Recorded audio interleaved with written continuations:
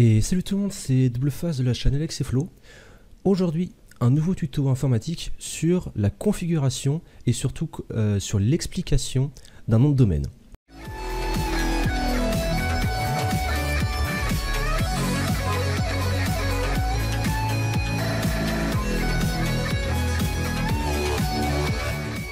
Alors, on va commencer vraiment par les bases des bases. Je vais vraiment vous expliquer d'abord vraiment toute la partie réseau avant de basculer vraiment sur la partie vraiment nom de domaine, et après sur la deuxième partie de la vidéo on verra exactement un cas concret de configuration d'un nom de domaine.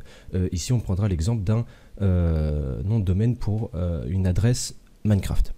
Alors tout d'abord, vous n'êtes pas sans savoir que tous les matériels informatiques ayant un accès à internet possèdent une carte réseau. Cette carte réseau, elle a une identité qui est propre à chaque carte réseau. C'est ce qu'on appelle l'adresse MAC. L'adresse MAC, elle est codée en 32 bits, mais ça, on s'en fout parce qu'en fait, ça ne nous apporte pas grand-chose. Ne serait-ce que le constructeur de votre carte réseau. Elle est utilisée uniquement dans un réseau local, ce qui fait que votre box, votre modem, connaît toutes les adresses MAC des périphériques connectés dans le réseau local. Ça ne sort pas sur le réseau public. Ensuite, très vite, il y a eu aussi les adresses IP qui ont été créées de façon à faciliter la communication et la configuration des réseaux. Les adresses IP actuellement les plus couramment utilisées, c'est ce qu'on appelle les adresses IP V4. Et maintenant, de plus en plus, l'adresse IP IPv6 qui se développe un peu plus, mais ça, c'est un autre délire. C'est vraiment un nouveau monde, hein. C'est un délire total. Je comprends le truc, mais je pourrais pas non plus trop vous expliquer le délire, hein, parce que c'est vraiment bien plus complexe à saisir. Enfin bref, on sait que dans un réseau local, votre PC, prenons l'exemple d'un PC, aura une adresse MAC qui est la sienne, qui est unique au monde, et pour qu'il puisse communiquer également avec les autres hôtes du réseau local, il aura une adresse IP V4 qui sera régie par une convention internationale des adresses privées. Bien évidemment, c'est pour ça qu'on retrouve possiblement une adresse qui est identique d'un hôte à un autre dans des foyers différents. Tout simplement parce que ce sont des réseaux privés qui sont forcément attribués. Ces réseaux privés ont des plages d'adresses privées. Sur le réseau public, on a du coup, si votre PC veut communiquer vers un autre hôte, mais qui n'est pas dans son réseau local, il devra passer dans un réseau public. C'est-à-dire que dès que la requête va sortir de sa box, l'adresse IP, qui est du coup normalement une adresse IP privée pour votre PC par exemple, va se transformer en adresse IP publique. La plupart du temps, donc en règle générale, pour des particuliers, on aura une adresse IP qui va correspondre à l'adresse IP publique de votre box avec un numéro de port, ce qu'on appelle la surcharge NAT. Sinon, on peut tout simplement avoir une modification d'adresse qui devient du coup une adresse publique pour pouvoir se propager sur le réseau public international. Dans ce cas, on sait du coup que je dis bien tous les périphériques connectés à Internet, comme on l'appelle en général, possèdent une adresse IP. Quand on demande un service à un serveur, on peut interroger deux types. Ça va être soit il va être branché directement sur un réseau public, ce qui fait que son adresse est directement publique, soit elle est dans un réseau local. Dans ce cas-là, son adresse IP sera sous forme d'une adresse publique avec un port rajoutant sa destination dans le réseau local. Mais bon, on va pas s'éterniser un peu plus sur ces explications, puisque là on commence à rentrer dans un domaine qui s'appelle le NAT, qui pourra éventuellement faire l'objet d'une autre vidéo, mais qui n'est pas ce sujet-là. Et il est aussi, ce domaine est un peu plus complexe à saisir. Donc, c'est-à-dire que pour accéder à votre site web que vous voulez, ou faire une recherche vers un site web précis, il faudrait du coup marquer l'adresse IP du serveur en question, ce qui est pas pratique du tout en fait, parce que ce serait juste ingérable à faire. Ce serait impossible d'accéder à la tonne d'informations qu'on peut faire actuellement. Surtout que ça ne fonctionne pas comme ça. Effectivement, quand vous voulez accéder à un site en particulier, vous marquez des phrases, vous marquez une adresse de site, vous ne marquez pas l'adresse IP. Et c'est justement ça, un nom de domaine.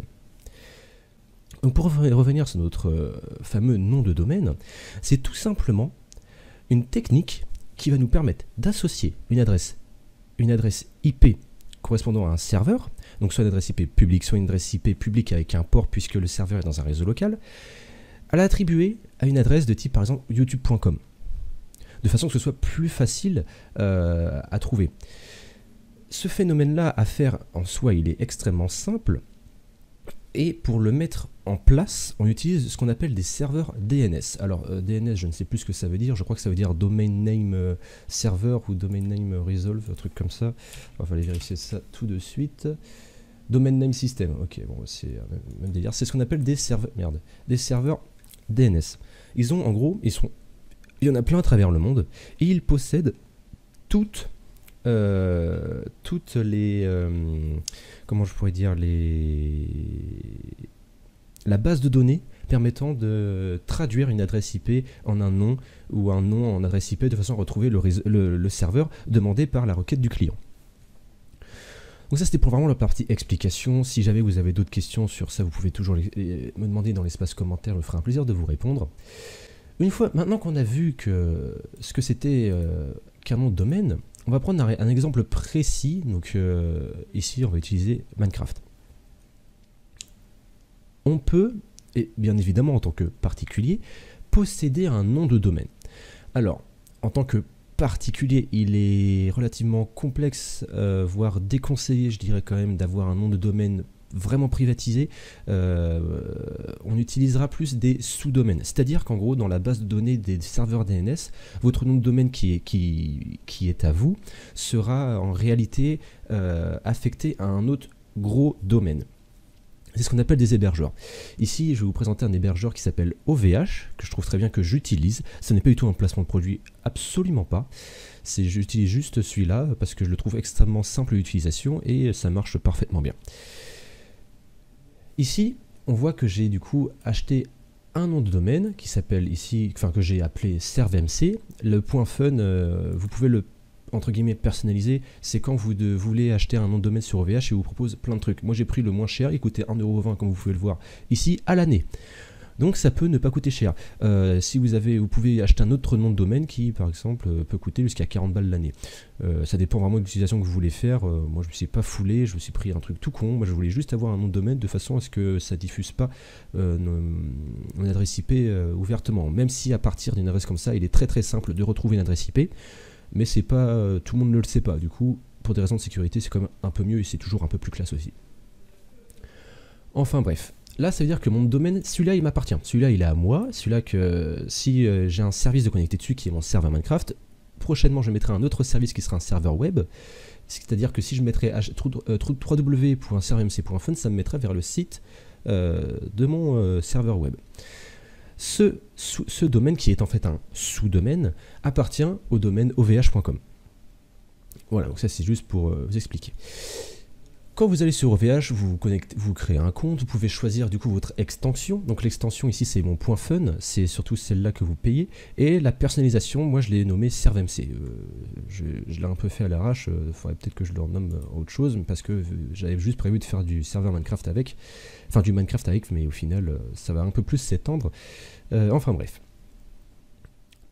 Maintenant, on va passer un peu plus sur le domaine un peu plus technique, même si au final ce n'est pas très compliqué, où je vais vous montrer comment on fait pour attribuer une adresse IP d'un service de votre serveur en une adresse comme celle-ci.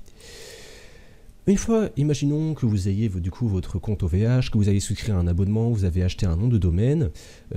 Ici le mien, voilà, j'insiste un peu dessus, je sais pas pourquoi. Et il va falloir aller dans l'interface OVH que voici, dans votre tableau de bord, dans un truc qui s'appelle zone DNS. Hop, on va cliquer voir tout. Voilà, donc votre zone DNS, vous cliquez sur votre nom de domaine. Ça va vous charger du coup toutes votre règles. Voilà, donc ça c'est toutes les règles. De base il y en a plein, il faut pas y toucher, ce sont des trucs pour le bon fonctionnement du sous-domaine, parce que je vous rappelle qu'il appartient à OVH. Pour du coup l'exemple de Minecraft, il va falloir créer deux autres règles. La première, donc on fait ajouter une entrée, champ de pointage type A. Le nom du sous-domaine, généralement les adresses pour les serveurs Minecraft, on rajoute play. Vous l'appelez comme vous voulez, bien évidemment. Moi, il me dit que c'est déjà fait parce que, évidemment, je l'ai déjà fait. Et là, c'est votre nom de domaine. Donc moi, j'ai mis play, je l'ai déjà fait. Le TTL, vous le laissez par défaut. Et la cible, ça va être l'adresse publique de votre box où est connecté votre serveur. Vous ne mettez pas encore le numéro de port qui correspondra à votre serveur Minecraft. C'est très important. On le fera après. Donc là, l'adresse IP de votre l'adresse IP publique de votre box où est connecté votre serveur. Une fois que ce sera fait, vous le verrez ici. Donc là, évidemment, je vais masquer cette adresse IP puisque c'est l'adresse IP de ma box sur le domaine public. Il faut savoir que le temps que... En fait, c'est dès que vous aurez créé votre règle, la mise à jour sera envoyée dans tous les serveurs DNS du monde. Donc ça peut prendre un peu de temps, même si généralement c'est extrêmement rapide. Dans le pire des cas, ça prend 24 heures. Mais moi, en l'espace de 15 minutes, c'était fait. Hein. Même pas à 5 minutes. C'était tranquille, c'était fait. Ça marchait très bien. Donc on a notre première règle ici. Je vous rappelle que les autres, faut pas y toucher. Faut vraiment pas y toucher. On va créer une deuxième règle qui va être en fait de préciser... Quand on tape cette adresse ici, de préciser que quand on va sur cette adresse IP publique, d'aller sur ce port précisément. Pour cela, il va falloir ajouter une autre entrée qui va être de type SRV. Où est-ce qu'elle est? Voilà, champ étendu SRV. Donc il va falloir créer une deuxième règle. La deuxième règle, la voici, je l'ai déjà fait, donc vous faites bien évidemment ajouter une entrée. Le sous-domaine très important, vous mettez ceci. Donc on précise que ça va être pour du Minecraft. Oh merde. On précise que ça va être pour du Minecraft. Donc on utilisera le TCP. Et .play, puisque c'est l'adresse qu'on a attribuée à notre serveur Minecraft. Le TTL par défaut, puisqu'on s'en tape. Le poids 5. Le numéro de port, bien évidemment, 25565, puisque c'est le numéro du service Minecraft dans votre réseau. Et la cible, c'est tout simplement la règle que vous venez de faire juste avant. Une fois que c'est fait, vous faites suivant, valider, et c'est bon, c'est parfait. Petite particularité, ceci, ce n'est pas l'adresse IP de votre de votre serveur Minecraft. Si vous voulez utiliser votre serveur Minecraft, vous avez juste besoin d'utiliser celle-ci, hein, play.servmc.fun, bien évidemment, ça c'est la mienne, vous utilisez celle que vous avez créée. Je ne suis pas sûr que si vous mettez celle-ci, ça fonctionne, hein, je suis peu convaincu.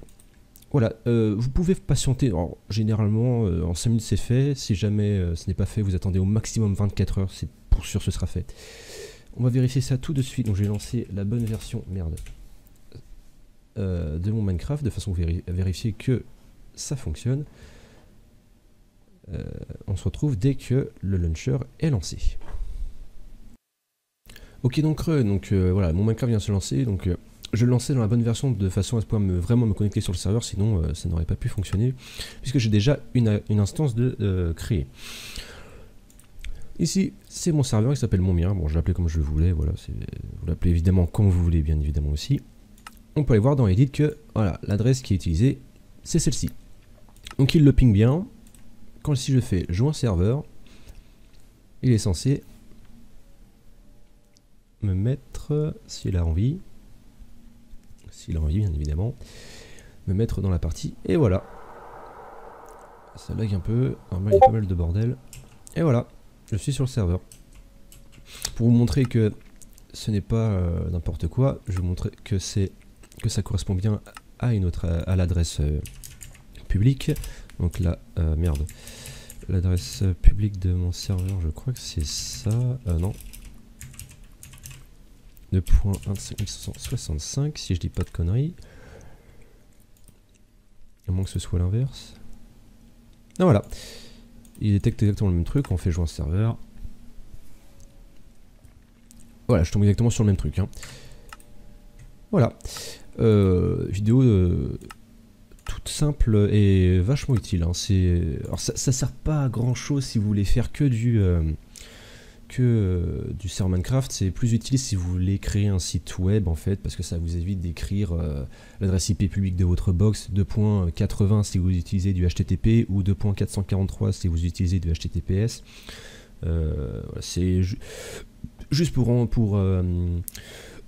embellir un peu la chose, rendre un peu plus classe. Mais c'est plus utile pour un serveur web, je vous l'accorde. Voilà.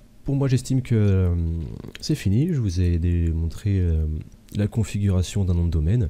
Bien évidemment, si vous avez des questions sur les notions qu'on a abordées en début de vidéo, vous pouvez tout à fait poser vos questions en commentaire. Si vous avez des questions sur la configuration sur OVH, vous pouvez également vous poser vos questions dans les commentaires. S'il s'agit d'un autre service que du Minecraft, bien évidemment, je me ferai un plaisir de vous répondre. Là, je ne présente pas parce que je vais pas non plus présenter tous les services qui existent, parce qu'il en existe des centaines, voire même des milliers, si je ne me dis pas de bêtises.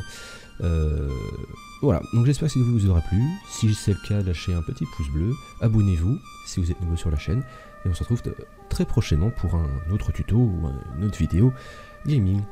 C'était Doubleface et à la prochaine. On my grind all day, gonna make a million selling that someday. You know I'm in the rhythm when I write this way. Put me in the crown when I bite this game.